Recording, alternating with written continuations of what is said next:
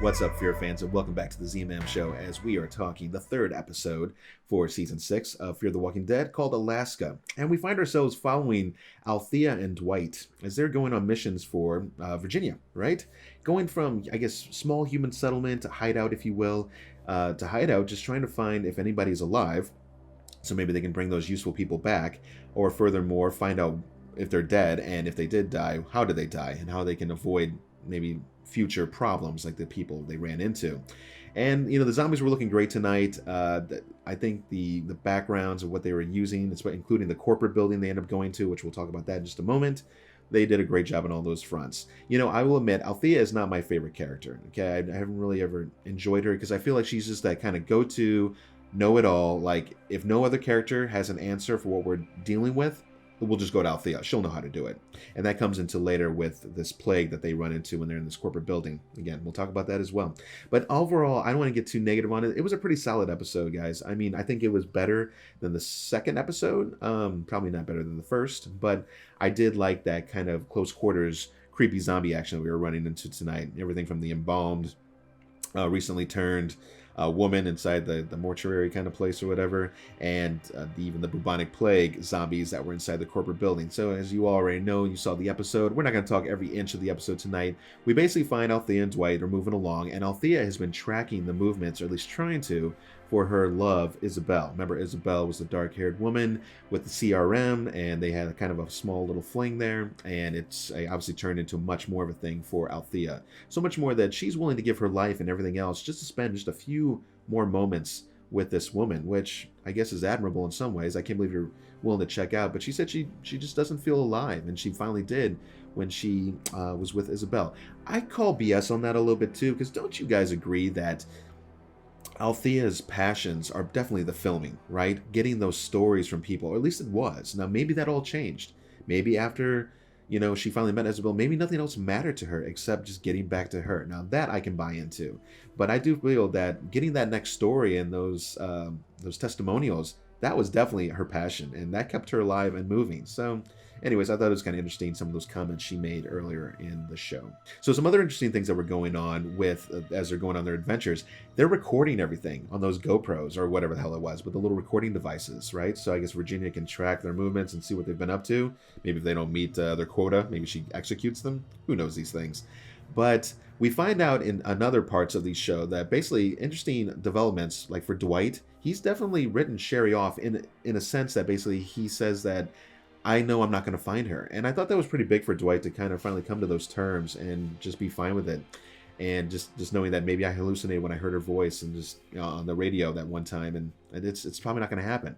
But the whole point of finding Isabel for Althea is Dwight's kind of mission. He says, if I can help somebody, reconnect and maybe, get on and escape, then that's worth it to him. And so much so that he's willing to just look past these protocols and whatever else, because Althea is being very vague about Isabel and what they're willing to do if they come into contact with other people. But she does say that they shouldn't, no one should know that they exist, right?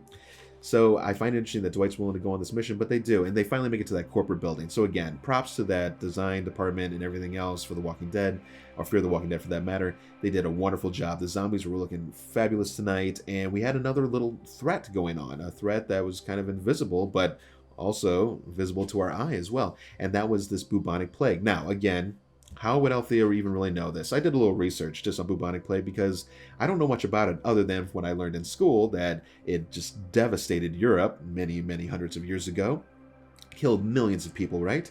But I did find it interesting that it is still around even today. And from 2010 to 2015, there was like a little over 3,200 reported cases in about 3 or 4 isolated countries. Okay, so that was kind of interesting. And you get those weird kind of boil lesions all over your body. You get that blackish skin, the skin dying, very nasty stuff. But it is treatable.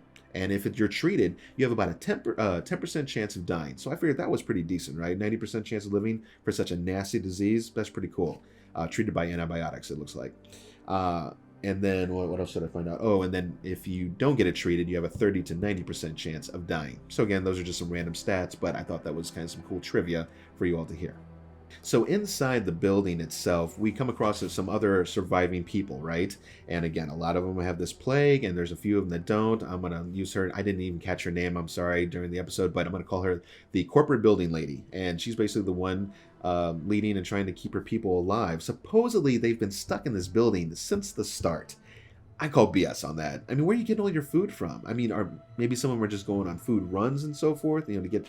But it didn't seem like it. They had a lot of the halls all blocked off, and the building was terribly infested. I mean, it's almost kind of amazing that Althea and Dwight got through this building without even getting bitten, because these are some aggressive-ass zombies. Which also brings me to another point, too. When you watch something like this, I mean, they've cleared a lot of buildings. So I believe they have the skills to survive, to actually kill zombies and keep moving on. However, when I see World Beyond and I see these numbnuts, amateur hour, I'm like, you wouldn't survive 5 seconds. There's no way. The only thing that maybe helps them is that it's been so many years. Maybe the zombies have really dispersed, so that you only get like 1s and 2s and 3s at a time. But that's a big if, There's tons of zombies always around.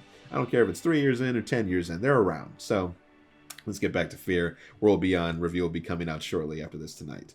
So with their travels inside the building, Dwight ends up getting infected. So this is a big oh crap moment, right? I mean, are we about to lose Dwight? I figured probably not, especially since we hadn't have things tied up with Sherry. I guess logical deduction says that's not going to happen. So at one point, it's interesting how Al and Dwight had left those people pretty much to die, which only the corporate lady ends up coming to save their asses in a pretty intense moment. And luckily she had her gun and a couple other things, and they start killing off the zombies. And Dwight even notices at some point, as he's killing them with his axe or hatchet, whatever he had, it's flaring that liquid everywhere, right, from the zombies that are infected with this plague as well. And I found out that the bubonic plague, in a couple versions of it, can be spread by the fleas that can jump off, I guess, of the little rodents like the rats, and also if you come into contact on your skin with the actual liquid from someone who's infected. So clearly they're probably all infected at this point, even Althea. And she's still trying to get up top to see Isabella. I'm like, what, are you going to kiss her? You're probably going to infect her ass, right? This show. Good times, right?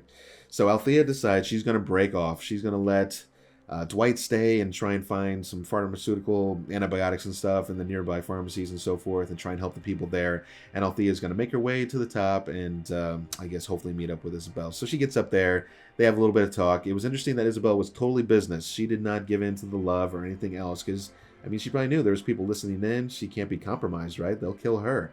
But she does reveal the beer that was in one of the, I guess, crates are up there. So I guess the top of that corporate building was just another high-rise, what do you want to call it, like supply cache area, where I guess they can go and get things as they need them, because obviously you don't want to keep all your eggs in one basket, right? You want to maybe spread them out. But I mean, they said that the CRM had killed one guy and he had fallen off. And that was a good friend of the corporate lady. That's why she has that really upset scene when she's crying and so forth, to know that her friend died. And that obviously she doesn't want to go up to the roof at all because she's afraid of getting killed. And, Althea finally realizes, yeah, I'm probably going to get killed too, but at least I get to talk to her love, Isabel. But anyway, she gets to find out that the beer is in there. And not only is the beer there, right underneath is a ton of antibiotics, enough to fully take care of everybody downstairs and give them treatments probably for some time. So that was cool, save the day. Maybe a little bit convenient, but I guess it's not unheard of to think that they probably had weapons, medicine, different types of things at each one of these cash stations. So I guess it makes sense. So Althea tells Isabel, do not come to this location. They're infected, this and that. And they say, thank you for letting us know. Stay off this line, blah, blah, blah. And they move on.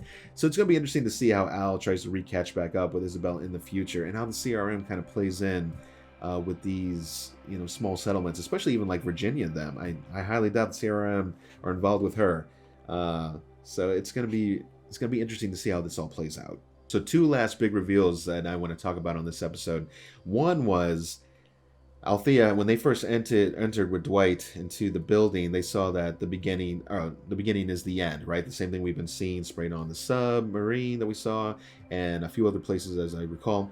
But either way, is this like some kind of doomsday cult? What do you guys think? I mean, are they trying to do the opposite of, what the CRM is trying? Of course, they're kind of a doomsday cult in their own way too. But at least these guys are trying to actually kill other people, it seems. I mean, they probably infected somehow. I don't know how exactly they worked it out to get the plague going, but they definitely released something. Maybe it was the rats in general, and it got through the building and finally infected some of the people inside, and then it was just rampant, just going between person to person. It's very interesting. Want to know more? I am intrigued. I do want to know more about this. The last thing, which seemed a little extra convenient, so we were talking about Sherry tonight, and how Dwight had pretty much given up. And near the end, as they're talking on the walkie-talkies, they get up a transmission of somebody in the nearby area, and Dwight almost immediately notices the voice, which I didn't, but whatever. I don't notice that much either way. But he gets on there, and he's like, "Sweetie, is that you?" or whatever. And it's Sherry. Ends up being Sherry. He runs outside, and she's just right down the road. And I mean, what are the chances? I mean, I know luck, it has to play a factor in an apocalypse. I mean, it's always a factor. But man, I know you were tracking her, but maybe she was tracking him too, and maybe she was getting closer. I'm not quite sure. I mean, it was a touching moment to see the two lovers finally reunited after all they've been through, the Negan days, both of them just being tortured in different ways, to finally be back together. I am curious to see how Virginia's going to take to this. I mean, I guess as long as she has something to bring to the table, then Virginia won't care. But furthermore, wouldn't you think that Dwight would just want to try and peace out with Sherry as soon as he gets the chance? I mean, that's what he ultimately wanted to do anyways. He's not going to want to go back to that goofy-ass settlement with Virginia and all those guys. I think he wants to peace out. So I don't know if they're going to try and do one of these fake death moments like he was talking about doing when Althea find a similar lookalike zombie, record it, maul up the face, and be like, "Oh, look, he didn't make it." It had to be pretty damn convincing to not look completely staged, I think, for either of them. But Dwight has a specific look to him, too, so I think that would be very hard to pull off. We will see. So let me know what you thought about tonight's episode. Are you in for Fear for this whole season 6? I know it's been troubled throughout the years with its different seasons. I think they're doing pretty good so far compared to season 5 and probably 4 for that matter too. I think they're doing okay. So let's see where it goes. Let's give it a shot. Let me know in the comments what you're thinking. What were some of those oh shit moments for you tonight where you're just kind of like, oh man, or was there something that just really amazed you, or there's anything that I missed here that you want to call out? Please do it. And other than that, make sure to come out on Wednesdays. We're going to talk, Adam and I are going to talk Ready or Not from 2019. Totally put this one to the side and didn't watch it. That was a mistake. This movie was awesome, and we were going to talk it and have some fun with it on Wednesday. So make sure to do that and come back out here in just about an hour or so, maybe a little longer, for the World Beyond review. It's another interesting episode. That's a special word tonight. Interesting. Hope you guys are having a great October. This is Michael, the Z-Man Show, and I'll catch you guys at the next review. See ya.